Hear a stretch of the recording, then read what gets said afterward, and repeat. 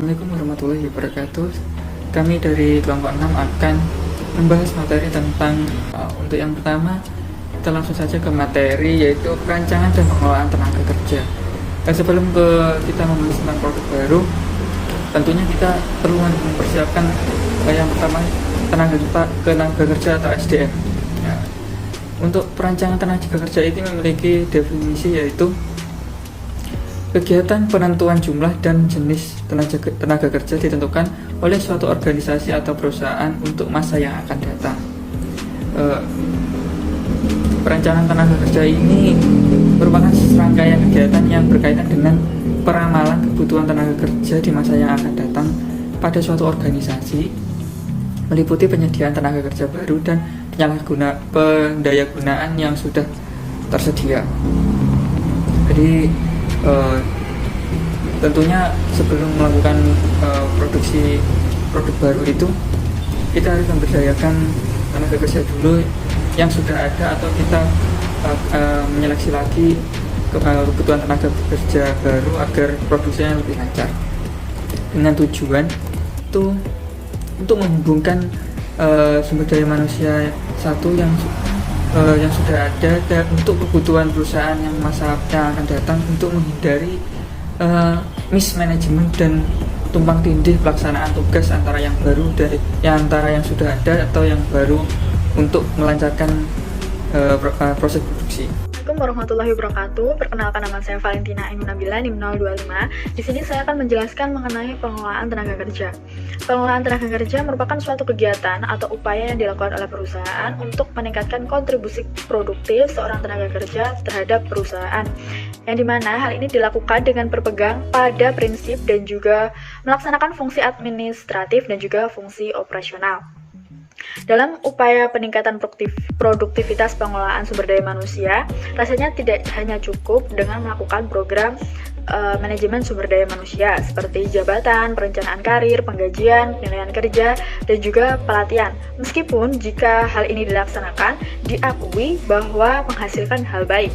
Namun di samping itu, ada usaha yang tidak dapat disepelekan, yaitu usaha untuk merespon kebutuhan pegawai untuk meningkatkan kualitas kehidupan kerja.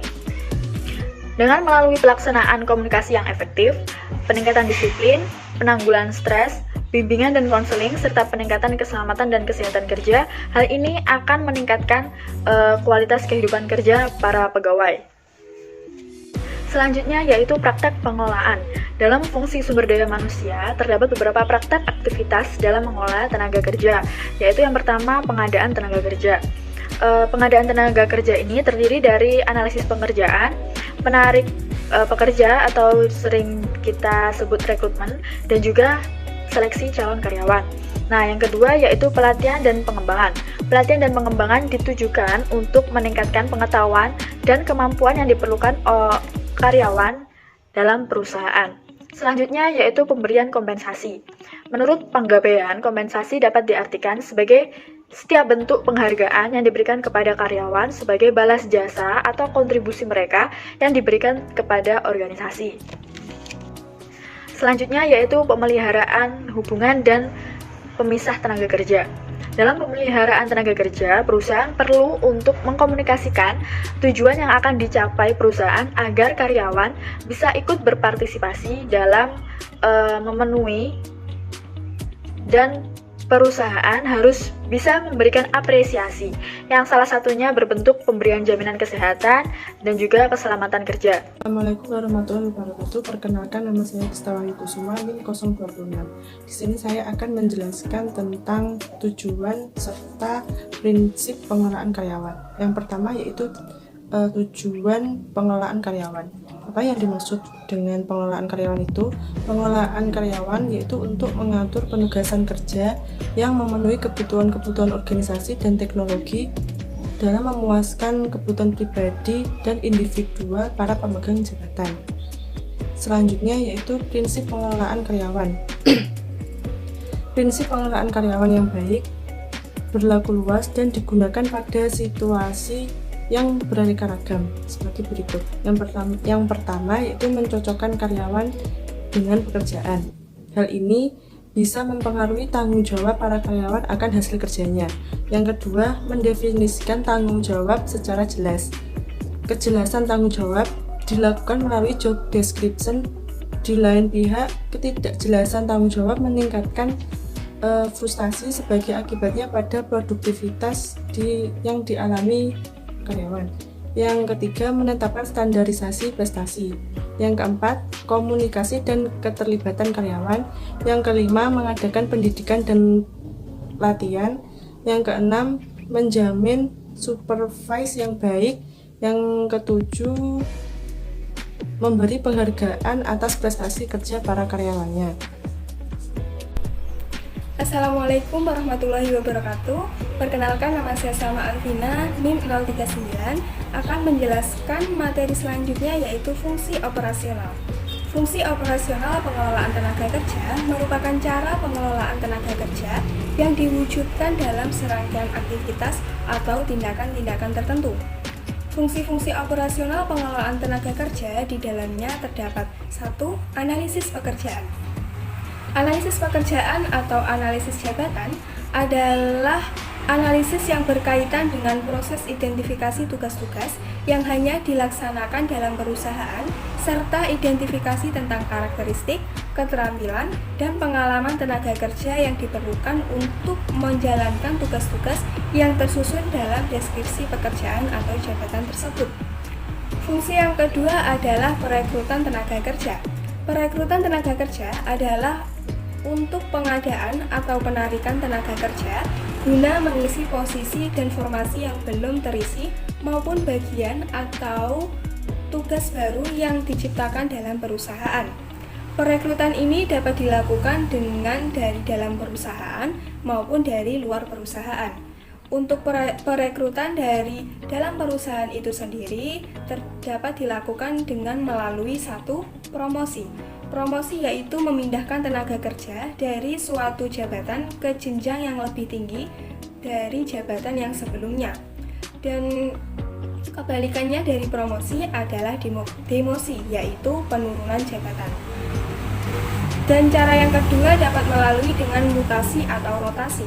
Mutasi atau rotasi itu adalah memindahkan tenaga kerja dari suatu unit atau bidang atau bagian pekerjaan lain dalam suatu perusahaan yang dianggap setingkat atau sejajar dengan pekerjaan sebelumnya. Fungsi yang ketiga adalah seleksi tenaga kerja. Seleksi tenaga kerja adalah kegiatan suatu perusahaan untuk menentukan dan memilih tenaga kerja yang memenuhi kriteria yang telah ditetapkan oleh perusahaan.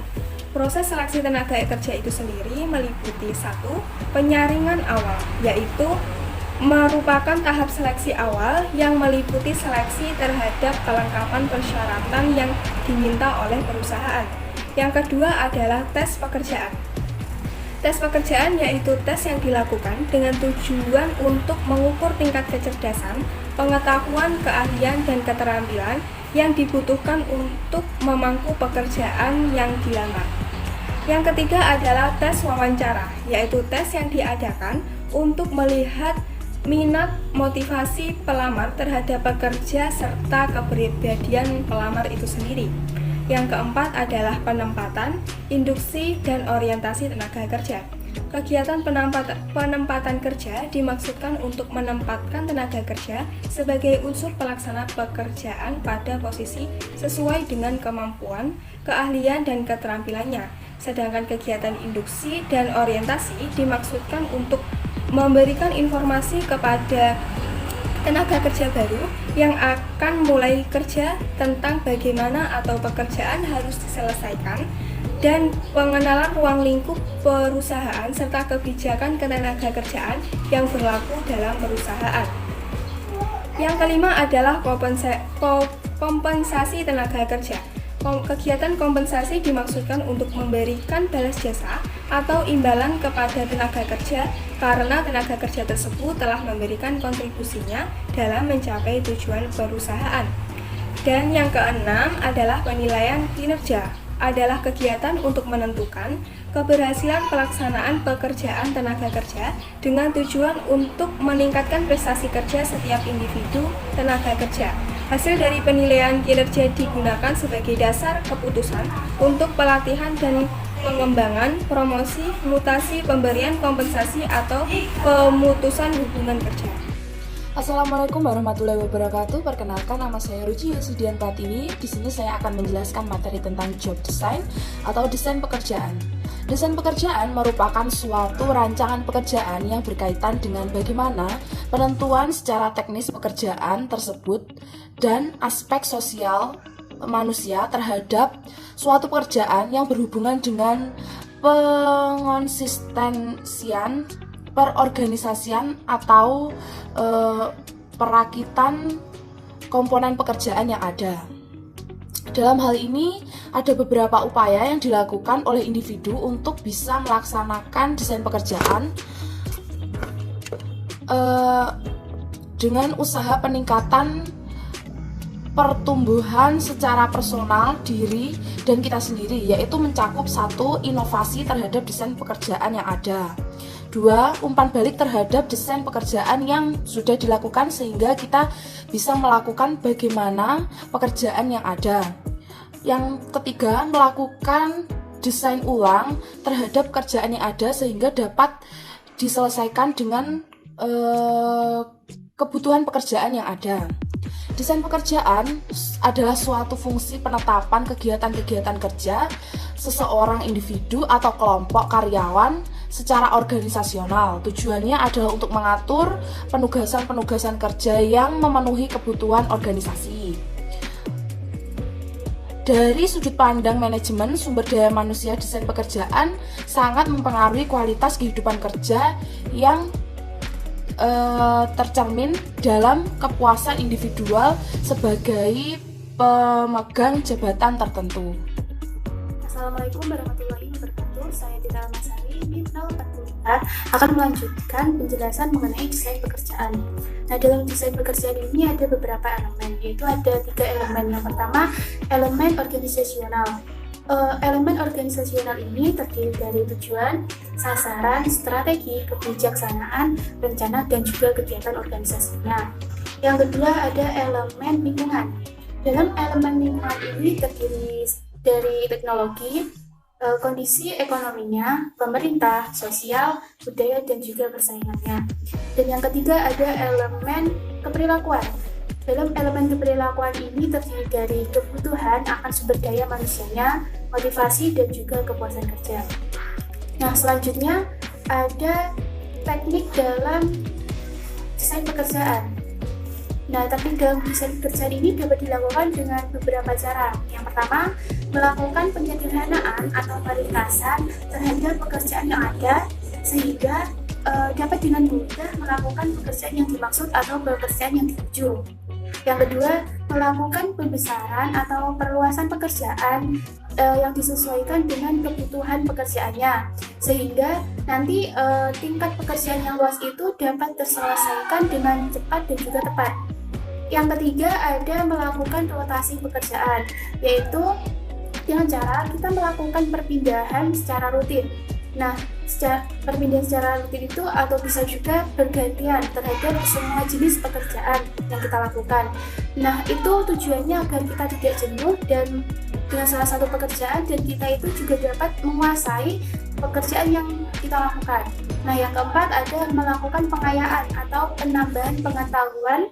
Itu dilakukan terhadap pekerjaan yang kita lakukan agar kita dapat menguasai semua tugas yang harus kita lakukan atau tanggung jawab terhadap pekerjaan tersebut. Assalamualaikum warahmatullahi wabarakatuh. Saya Beatrice Anggreni, NIM 045, akan memaparkan materi yang terakhir, yaitu tentang work measurement.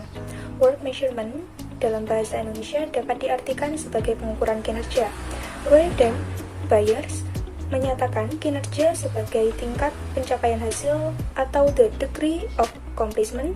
Dengan kata lain, kinerja merupakan tingkat pencapaian tujuan organisasi. Pada pengertian ini, kinerja diartikan sejauh mana tujuan yang telah ditetapkan mampu dicapai oleh organisasi. Menurut Mardiasmo, kinerja atau performance adalah gambaran mengenai tingkat pencapaian pelaksanaan suatu kebijakan dalam mewujudkan sasaran, tujuan, misi, dan visi organisasi yang tertuang dalam rencana kerja suatu organisasi. Pendapat lain mengenai kinerja dikemukakan oleh Osborne. Kinerja didefinisikan sebagai tingkat pencapaian suatu misi organisasi. Menurut pengertian ini, kinerja diartikan sebagai sejauh mana untuk dapat menjamin suatu organisasi berlangsung dengan baik, maka organisasi perlu mengadakan evaluasi. Evaluasi tersebut dapat dilakukan dengan cara mengukur kinerjanya, sehingga aktivitas organisasi dapat dipantau secara periodik. Pengukuran kinerja merupakan salah satu faktor yang penting dalam menjamin keberhasilan strategi organisasi. Kata penilaian sering diartikan dengan kata asesmen. Sedangkan kinerja perusahaan merupakan sesuatu yang dihasilkan oleh perusahaan dalam periode tertentu dengan mengacu pada standar yang ditetapkan. Dengan demikian, penilaian kinerja perusahaan atau Company's Performance Assessment mengandung makna suatu proses atau sistem penilaian mengenai pelaksanaan kemampuan kerja suatu perusahaan atau organisasi berdasarkan standar tertentu. Sekian pemaparan dari kelompok 6. Terima kasih. Wassalamualaikum warahmatullahi wabarakatuh.